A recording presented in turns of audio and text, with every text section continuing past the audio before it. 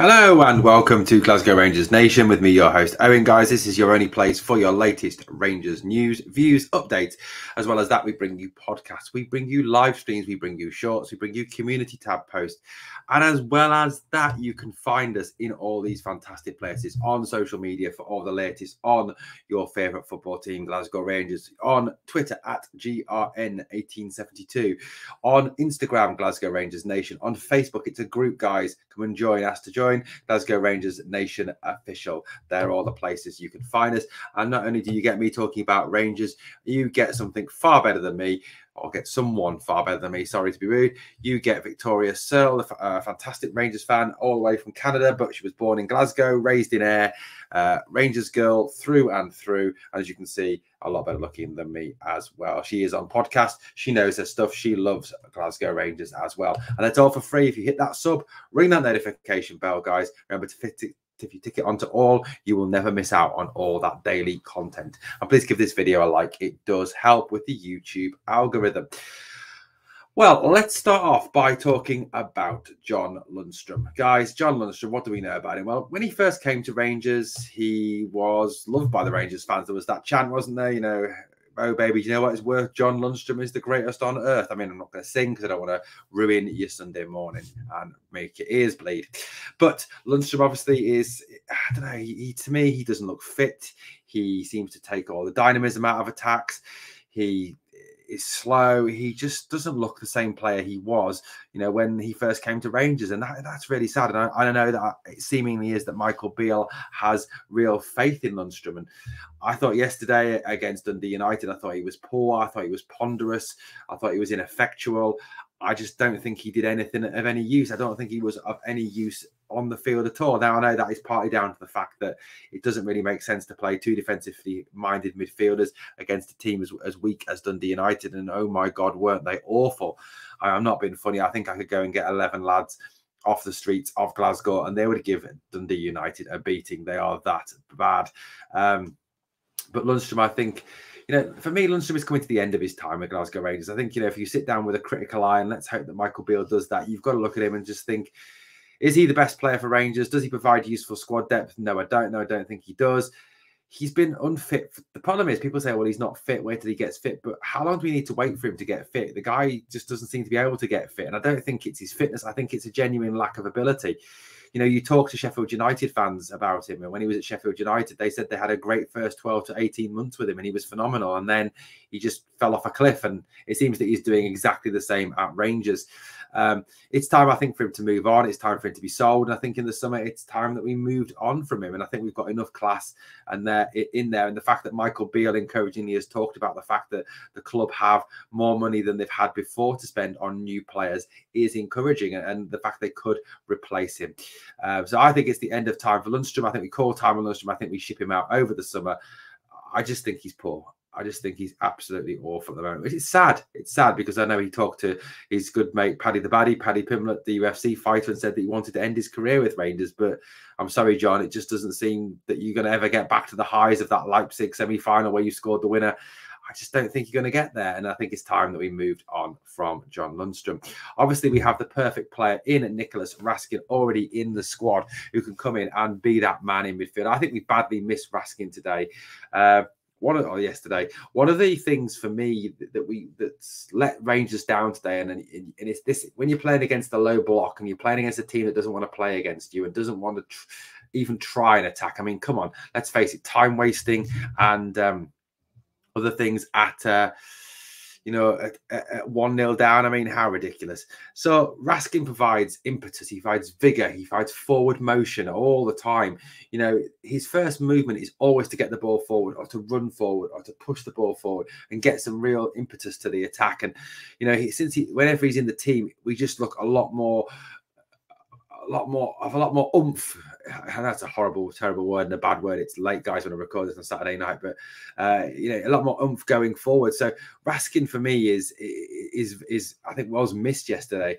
Now for me, it's absolutely vital that Raskin is back against Celtic on Saturday. Obviously, we face the old firm rivals, that lot from across the city, at 12:30 on Saturday. A big game, a massive game for Glasgow Rangers in a huge week of football, a huge month of football of April.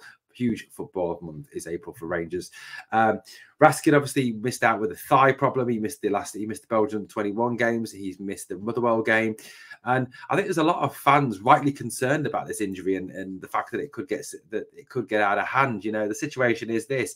You know, we had the same message with Tom Lawrence back in the day, and I'm not for a minute saying that you know, that Raskin's injury is anywhere near as serious as Tom Lawrence's. But, you know, Lawrence came in, started like great guns, was superb, gets his injury. Oh, don't worry, he'll be back in a couple of weeks. And we've never seen him again. And, you know, when he does finally come back, hopefully the same player he was. And I think it's September they're talking about. It'll be like having a new signing. But Raskin, you know, is a vital for me. You know, I think if Lundstram plays against Celtic, he can kind of write the game off. It's like playing with 10 men. Raskin, I think, will be... you know, a difference maker, and he has to play, and we have to really keep our fingers crossed and hope that he comes back and is ready to train and suffers no setbacks in training next week, as Michael Beale himself said in his press conference on Friday. 2 more stories to go, guys. Let's talk about this man here, Mr. 500 appearances himself, Mr. Allan McGregor. Absolutely superb. Yesterday, getting an award from Rangers legend, one of the greatest Rangers of all time, John Gregg, on his 500th appearance. Was given the sponsors man of the match, even though he didn't do very much in the game. I think it was more out of respect for the 500 appearances. But McGregor has been a fantastic servant for this club. Just one of the greatest Rangers goalkeepers of all time. I think the only keeper that possibly comes close and possibly beats him is Andy Gorham, who was absolutely fantastic. And, you know, we have had some absolutely outstanding goalkeepers at this club, haven't we? You know, Stefan Klos, Chris Woods, to name but 2 more. But Allan McGregor, you know, I think is going to go down in Rangers history as one of the greatest ever. You know, some moments I don't think any of us will forget: the Werder Bremen game, the Slavia Prague game, the Giorgio Samaras penalty save. It was instrumental in the title race that year. I just think McGregor has been superb, and, you know, we have to thank him for his services. I think what we've got to hope, I think, is the fact that we can win the semi-final against Celtic at the end of the month, win the Scottish Cup, and at least when Allan retires, you know, and I think it is time for him to retire. He does look every day of that 30, 41 years at times this season that we give him a medal, we give him something some glory to ride off into the sunset with. You know, hopefully, you know, when he calls it a career at the end of this season, and I think that is the most sensible option, that he, you know, has that, at least has a medal around his neck to ride off into the sunset with, and that is the fitting tribute for me for Allan McGregor. I mean, the guy has been an amazing servant for the club. He's passionate. He gives it everything. He shouts. He yells at the players. He's a bit of a character on the field. He just is. He's Mr. Rangers. He's one of the greatest Rangers of all time. And like I said, kudos to him today for the, you know, 500th appearance. Fantastic getting that award from John Gregg. Obviously, what a man to receive the award from as well. So absolutely superb. Okay, guys, last thing that I want to talk about this morning is the Union Bears. Obviously, the atmosphere yesterday in the ground was so much better with the Union Bears back in the ground. Fantastic noise throughout from those fans. Absolutely superb. Well done, guys. Obviously, another banner revealed outside of Ibrox. Time for change. The picture of Ross Wilson and Stuart Robinson with in the red circle with a cancelled thing. Time for a change. Obviously, I think they're going to continue to push that message. You know, whether you support that or not, that is what they want. They want change. And I think, you know, if you look at the core reasons behind this, it's not out of, I don't think, any pure hatred for Wilson and Robertson. It's out of the fact that they want the best for this club, and they want this club to compete at the very top, at the very highest level. And there's a feeling, I think, amongst the fan base and amongst a number in the fan base that Wilson and Robertson are holding the club back.